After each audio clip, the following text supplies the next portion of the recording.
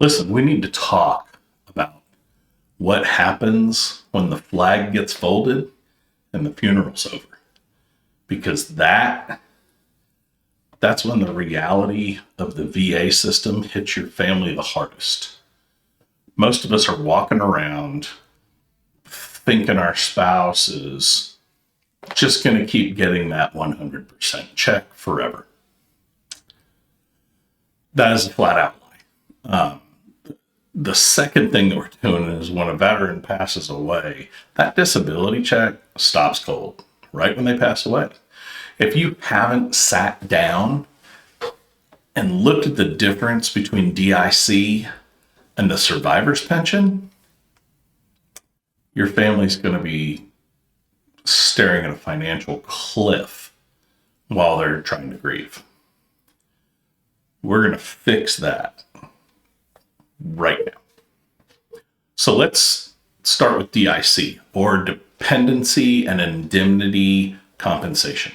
Think of this as the benefit you earned through your service or your disabilities.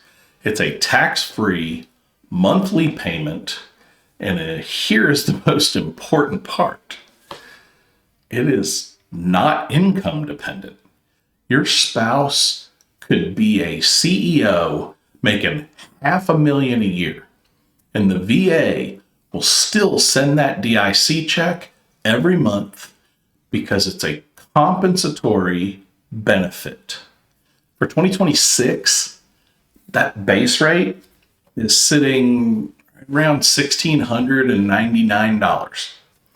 It's not the $4,000 you get for being 100% right now, but it's a heck of a lot better than zero, just to be fair. So there are three ways to get DIC. The first one is obvious. You die from a service-connected disability. If you're rated for a heart condition and you have a heart attack and pass, your spouse is good to go. But here's a professional tip, quite honestly. It doesn't have to be the primary cause of death. Under the regulations that are written, if your service-connected disability contributed to your death or hastened it, that counts. If you're 100% for PTSD and the chronic stress led to the hypertension that caused the stroke, your spouse has a claim. You just have to make sure the doctor knows how to list those service-connected issues in Part 2 of the death certificate. It's very important. The second path is the one you really need to track, and that's the time-based rules. This is your insurance policy. If you've been rated 100% P&T, or you've been receiving TDIU for at least 10 continuous years, immediately before you die, the cause of death doesn't matter. You could get hit by a bus and your spouse still gets the DIC. There's also a 5-year rule. If you were rated 100% from the day you left the service, and a 1 year for former POWs. But for most of us, that 10-year mark is the finish line. If you're at 70 or 80% right now, and you know that you should be at 100, you really need to file your increase as soon as humanly possible. You aren't just fighting for your monthly check. You're starting a 10-year clock for your spouse's survival after you're gone. The third path is the PACT Act.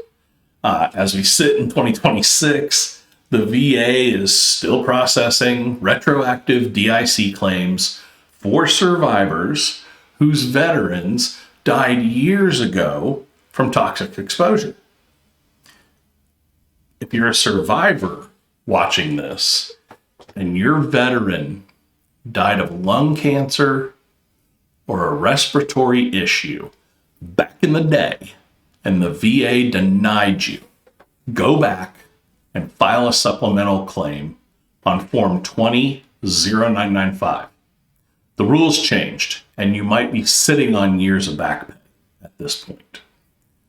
Now, let's flip the script and talk about survivor's pension.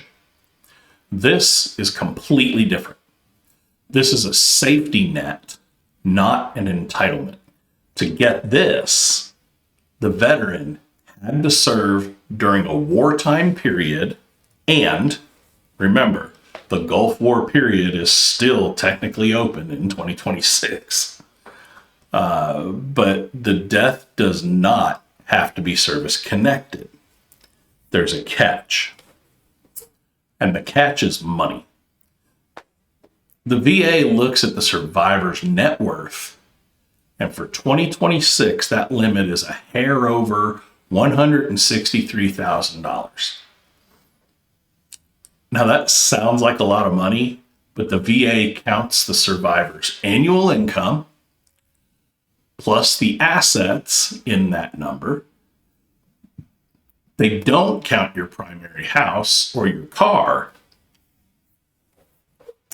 but they count everything else. If your spouse makes more than the pension limit, they get nothing. It's a gap filler. If the VA says the pension limit is $15,000 a year and your spouse makes $10,000, the VA only pays the $5,000 difference. Also, watch out for the 3-year look back. If you try to give your assets away to your kids just to qualify for the pension, the VA will catch it. And they'll hit your spouse with a penalty period where they won't pay out for up to 5 years. Don't do it. One of the biggest wins, though, that we've seen recently, I think it's called the 2026 modernizing rule or something like that. In the old days, a spouse would apply for both DIC and pension, and the VA would make them wait forever to figure out which one paid more. Now, the system is supposed to automatically award the higher benefit, which is almost always DIC right out of the gate. Remember, it's supposed to work like that. While we're talking about money, don't forget, there's an 8-year add-on.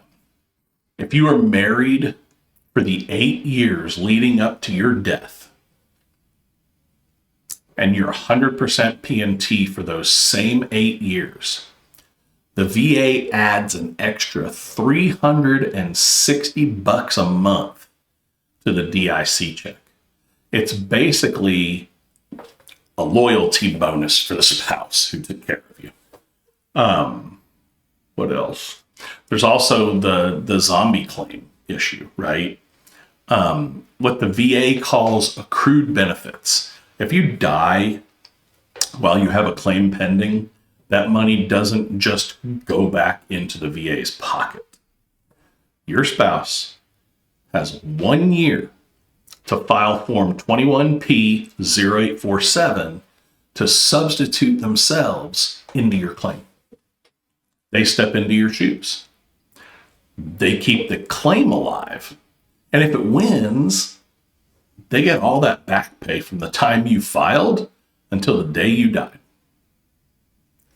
Tell your spouse right now, if I pass away while I'm fighting the VA, don't let them close the file.